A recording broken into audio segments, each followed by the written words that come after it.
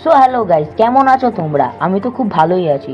আমি এখন চলে এসেছি মাহেশের রথযাত্রায়। মাহেশের রথযাত্রা 629তম হলো, যা ভিড়, মহাপ্রভুর মুখটা অল্প দেখা গেল। তো গাইস, এখানে আমাদের রথ আস্তে আস্তে টান হচ্ছে, আর এখানে আমি যা ভিড়, ভাই বহুত ভিড়। ভিড়ের মধ্যে ভিডিও বানিয়ে দেখাচ্ছি, কেন কি রথ আমাদের এখন মাসির বাড়ি যাবে। এখনো মাসির বাড়ি যেতে 1 থেকে 1.5 ঘন্টা টাইম লাগবে। একটুখানি ঠাকুরের মুখটা দেখানোর চেষ্টা করছি। বহুত বহুত ভিড়, তাও বহুত জুম করে দেখালাম। গাইস দেখো একবার রথটা আমাদের শ্রীরামপুরের মাহেশের। তো একবার মহাপ্রভুর মুখটা অল্প দেখা গেল।